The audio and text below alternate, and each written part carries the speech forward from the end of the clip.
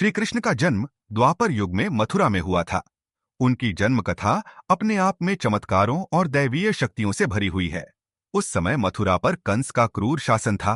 कंस, जो मथुरा का राजा था, अपनी बहन देवकी और उसके पति वासुदेव से डरता था, क्योंकि एक आकाशवाणी ने भविष्यवाणी की थी कि देवकी का 8वां पुत्र कंस का वध करेगा। इस भय से कंस ने देवकी और वासुदेव को कारागार में डाल दिया और उनके पहले 7 बच्चों को जन्म लेते ही मार डाला। लेकिन जब श्री कृष्ण का जन्म हुआ, तब दैवीय शक्ति ने हस्तक्षेप किया।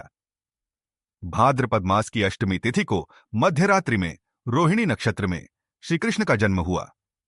उस रात कारागार के द्वार स्वयं खुल गए, पहरेदार गहरी निद्रा में चले गए और वासुदेव को अपने नवजात पुत्र को गोकुल ले जाने का आदेश मिला। भारी बारिश और यमुना नदी की उफनती धाराओं के बीच वासुदेव ने कृष्ण को एक टोकरी में रखकर नदी पार की। शेषनाग ने अपनी फन फैलाकर उनकी रक्षा की। गोकुल में नंद और यशोदा के घर कृष्ण को सुरक्षित पहुंचाया गया और वहां उनकी जगह यशोदा की नवजात कन्या को मथुरा ले जाया गया। कंस ने उस कन्या को मारने की कोशिश की, लेकिन वह दैवीय शक्ति के रूप में प्रकट हुई और कंस को चेतावनी देकर अंतर्धान हो गई। बाल लीलाएं। गोकुल और वृंदावन की माखन चोरियां। श्री कृष्ण का बचपन गोकुल और वृंदावन की गलियों में बीता।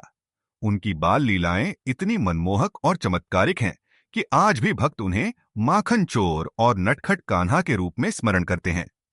यशोदा माता के लाडले कृष्ण अपने दोस्तों के साथ गायें चराने जाते, बांसुरी बजाते और गांव की गोपियों के दिलों को अपनी शरारतों से चुराते। उनकी लीलाओं में कुछ प्रमुख घटनाएं इस प्रकार हैं। माखन चोरी। कृष्ण को माखन और दही बहुत पसंद थे। वह अपने दोस्तों के साथ मिलकर गोपियों के घरों में माखन चुराने जाते। गोपियां उनकी शिकायत यशोदा से करती, लेकिन यशोदा का मन अपने लाडले पर मोहित रहता।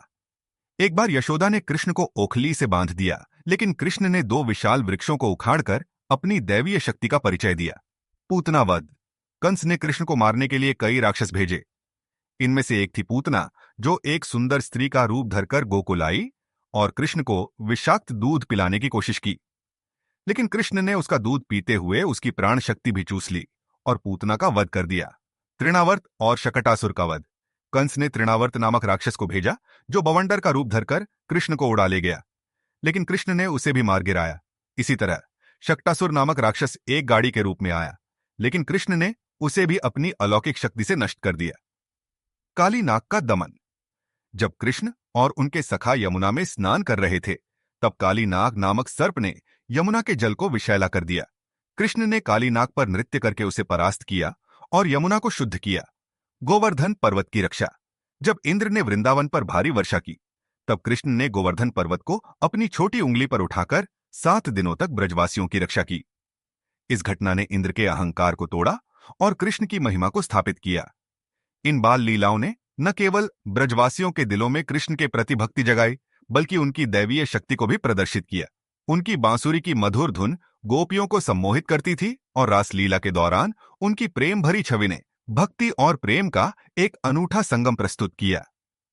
यौवन और मथुरा की वापसी। जैसे जैसे कृष्ण बड़े हुए, उनकी जिम्मेदारियां भी बढ़ीं। कंस ने उन्हें मथुरा बुलाया, जहां एक कुश्ती प्रतियोगिता का आयोजन किया गया। कंस का उद्देश्य कृष्ण और उनके भाई बलराम को मारना था, लेकिन कृष्ण और बलराम ने कंस के पहलवानों जैसे चाणूर और मुश्तिक को आसानी से परास्त कर दिया। अंततः कृष्ण ने कंस का वध कर मथुरा को उसके अत्याचारों से मुक्त किया। इसके बाद कृष्ण ने अपने माता पिता देवकी और वासुदेव को कारागार से मुक्त किया। उन्होंने मथुरा में धर्म की स्थापना की और उग्रसेन को पुनः राजा बनाया। लेकिन मथुरा पर कंस के ससुर जरासंध के बार बार हमलों के कारण कृष्ण ने द्वारका नगरी की स्थापना की और वहां यदुवंश का शासन स्थापित किया। द्वारका का राजा और रुक्मिणी विवाह।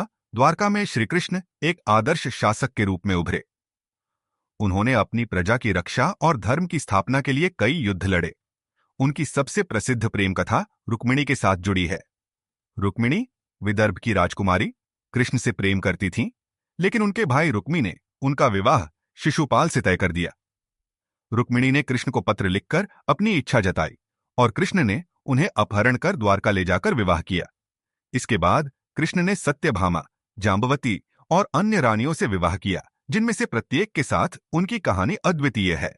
महाभारत में श्री कृष्ण की भूमिका, श्री कृष्ण की सबसे महत्वपूर्ण भूमिका महाभारत में देखने को मिलती है। वे पांडवों के मित्र, मार्गदर्शक और दार्शनिक गुरु के रूप में सामने आए। कुरुक्षेत्र के युद्ध में उन्होंने अर्जुन के सारथी के रूप में भाग लिया और युद्ध से पहले भगवत गीता का उपदेश दिया। गीता में कृष्ण ने कर्म योग, भक्ति योग और ज्ञान योग के सिद्धांतों को समझाया, जो आज भी मानव जीवन के लिए प्रासंगिक हैं। कृष्ण ने युद्ध में पांडवों की रक्षा के लिए कई बार अपनी दैवीय शक्तियों का उपयोग किया। उदाहरण के लिए उन्होंने अभिमन्यु के पुत्र परीक्षित को अश्वत्थामा के ब्रह्मास्त्र से बचाया। युद्ध के बाद उन्होंने पांडवों को राजपाट संभालने में मदद की और धर्म की स्थापना की। कृष्ण का दार्शनिक योगदान, श्री कृष्ण का सबसे बड़ा योगदान भगवत गीता के माध्यम से है। गीता में उन्होंने जीवन के विभिन्न पहलुओं जैसे कर्तव्य, नैतिकता और आत्मा की अमरता पर गहन विचार व्यक्त किए। उनके उपदेशों ने न केवल अर्जुन को युद्ध के लिए प्रेरित किया, बल्कि विश्व भर के लोगों को जीवन के कठिन क्षणों में मार्गदर्शन प्रदान किया। कृष्ण ने भक्ति मार्ग को विशेष रूप से प्रोत्साहित किया। उनकी शिक्षाएं बताती हैं कि भगवान तक पहुंचने का सबसे सरल मार्ग भक्ति और प्रेम है। उनकी रासलीला और गोपियों के साथ प्रेम भक्ति का प्रतीक है, जो मानव और ईश्वर के बीच के संबंध को दर्शाता है। अंतिम समय और प्रस्थान। महाभारत युद्ध के बाद यदुवंश में आपसी कलह बढ़ने लगी। गांधारी के शाप और यदुवंशियों के अहंकार के कारण यदुवंश का नाश हुआ। श्री कृष्ण ने अपने वंश के अंत को स्वीकार किया और प्रभास क्षेत्र में ध्यान मग्न होकर बैठ गए। वहां एक शिकारी ने भूलवश उनके पैर में तीर मार दिया, जो उनकी मृत्यु का कारण बना। लेकिन यह मृत्यु नहीं, बल्कि उनका दैवीय प्रस्थान था, क्योंकि श्री कृष्ण विष्णु के अवतार थे और उन्होंने अपनी लीला को समाप्त करने का निर्णय लिया। निष्कर्ष, श्री कृष्ण का जीवन एक ऐसी गाथा है जो भक्ति, प्रेम, कर्तव्य और ज्ञान का संगम है। उनकी बाल लीलाओं से लेकर महाभारत